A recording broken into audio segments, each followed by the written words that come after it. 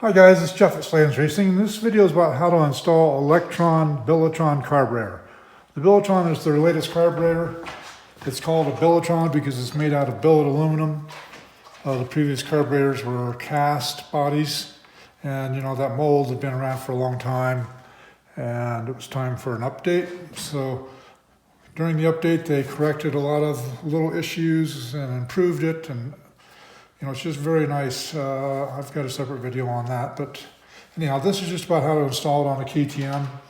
So this applies to any of the KTM brands, the Gas 250, MC 250, the TC 250 Husqvarna, or the 250SX KTM, any of them that have carburetors. 17 through 22 would all be the same installation. Even the older models, it's pretty much the same. So to speed up the video some, I've kind of taken some bolts out already. So I've got the subframe bolt out here. I leave the subframe bolt at the top. I don't mess with that at this point. I leave it tight, and I'll show you why here in a minute. I've also removed the subframe bolt from the other side of the bike, and I took the two bolts out of the muffler, and I left the muffler in place. I've already loosened this up and kind of moved that out of the way. So these boots tend to kind of stick on the carburetor. I believe there's a little bit of a lip on these carburetors that helps hold it in place. So you kind of need to use a screwdriver and pry on that and pop it off of that lip. And sometimes you have to do that while you're pushing. What I want to do is get the subframe tilted up so I get the carburetor out easier. I guess you could get it out of there without doing that, but boy, these boots are pretty stiff. So I just loosen the back one. I loosen it a bunch and get it out of the way there. And then the front one, at this point, I leave tight because I want the subframe and the air boot.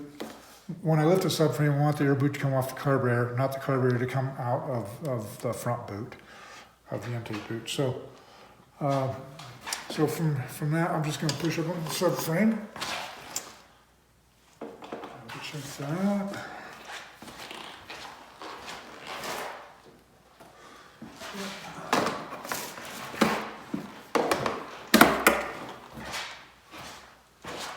So I just pushed up on the subframe, just popped off all right.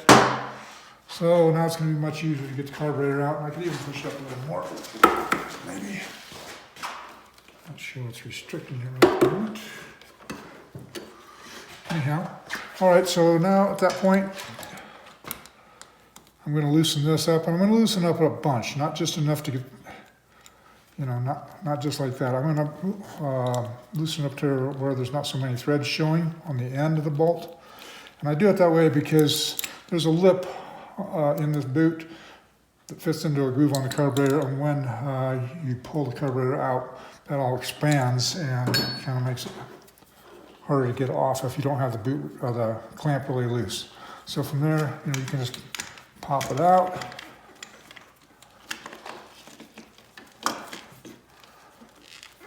Pull all the hoses out. We got a bunch of friggin' hoses here. So the hoses have got a zip tie on, which I'm gonna have to clip here real quick.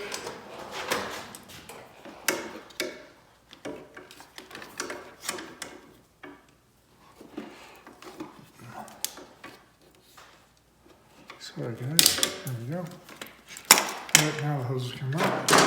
All right, so that's off. From there, just have to remove the slide. It's too big. Again, I'll get out one of my old antique screwdrivers here that has a wood handle. I still like these things. They just have a good feel.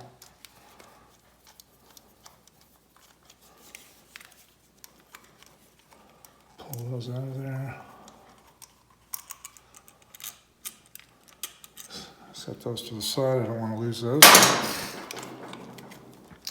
And get the other one out.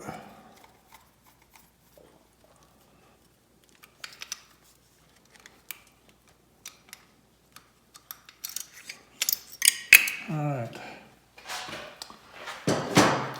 from there, I'm going to remove the slide, which I'm just going to pull up on the spring.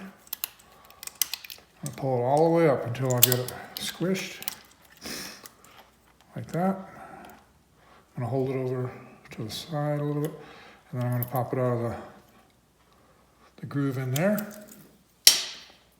That part's done.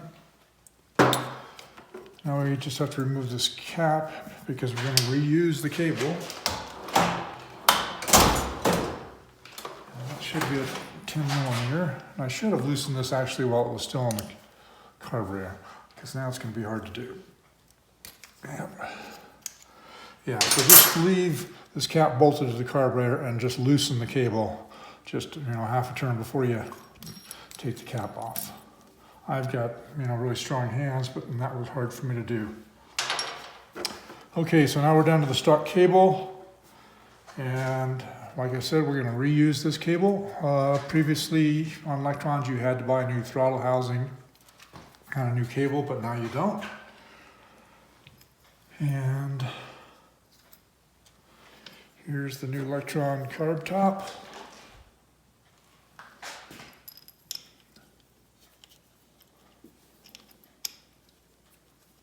Get that started and just spin it on there. And I'll snug that up after it's all mounted to the carb. Okay. Just got to remain here and check the camera. Yep. Okay. All right. So from there, you want to, you can see this matches. Got these two angles that have to match up to the carb top, and they've now put these cool little, I don't know what you call them here, raised pieces here to where it holds the gasket in place, and stick the spring on. Do kind of like what we did on the stock carburetor, and push this all the way back. And stick it in there, drop it in, bam, that's ready to go. Okay, so here's the new carburetor. And there's nothing you need to do to it at this stage. It's the fuel line.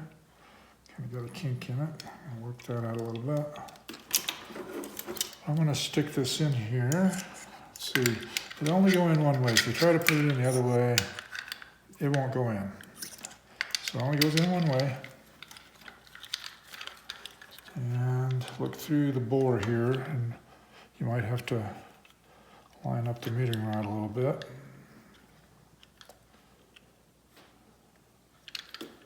Let's see. There we go.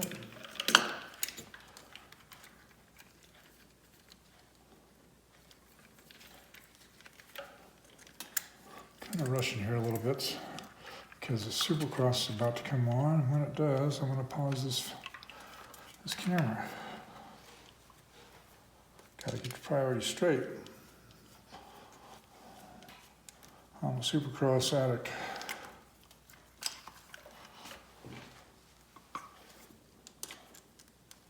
Or maybe a Supercross-aholic or something. Okay, guys, so I got that in. I've got this in. Alright. Well, this takes a 3mm Allen wrench, pretty common size. Or you can use a tool like this. And, sorry, no torque spec for you torqueaholics. Alright, so now the top cap is on. I'm going to tighten that, just snug it up. This is all aluminum, so don't get carried away and strip things out. Alright, so now I've pulled the cable down in this process, and now I'm going to have to pull it back up. So I'm going to reach up here at the top of the frame and pull it up. Right. Get this fuel line out of the way. Get the vent hoses kind of placed and stick it in there. All right, that's good. Now it's ready for the subframe to come back down. Double check those vent hoses.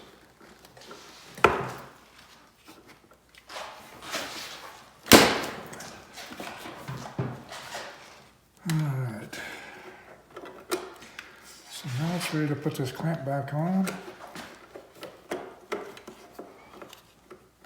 I'm just going to snug it just a little bit at this point. I'm not going to tighten it down yet. So before I do that, I'm going to make sure the boot's on correctly. And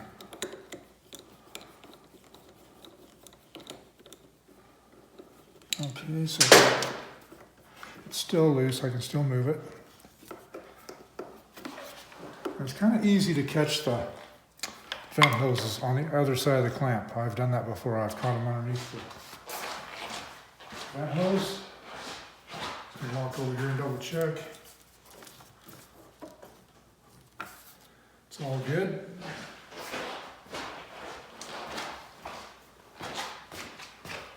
All right, so from there I kind of get behind the bike, back here by the back wheel, and I look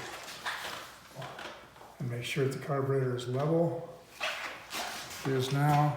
From there, I'm going to want to tuck in these hoses into the routing bracket that's there. Tighten up the clamps. And it's all good to go. So, actually it's not, because I got to push down the subframe a little more. So I'm going to push down the subframe with my right hand. I'm going to tighten this hose clamp with my left hand to make sure it stays in position while I snug it up. From there, you want to check the throttle. Make sure it opens all the way and closes all the way. You definitely want to do that before you ever try to start the bike. Now I removed this cross brace here. It's not totally necessary to do that, but it's only 3 bolts and it makes it a lot easier to get in there and access it. So I forgot to tell you that this little QR code comes in the box and it's got the tuning manual. So if you want to, you should always check into that stuff before you dive into your project. And the Supercross is on now, guys, so I'm going to cut this short and go over to the couch.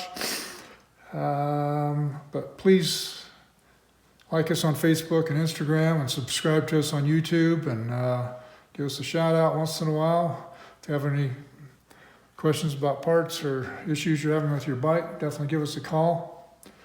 We always answer our phone and we're always glad to help. My staff is very helpful.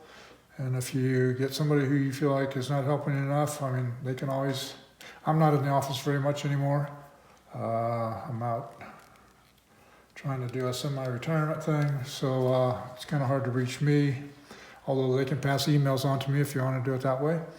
And but if you're not, if the guy's talking to you is not familiar with the issue you're having, then ask for Alec. He can definitely help you and get you on the right track. So I believe that's all for this video, guys. Get out and ride, do some throttle therapy, watch the Supercross. That's all for now.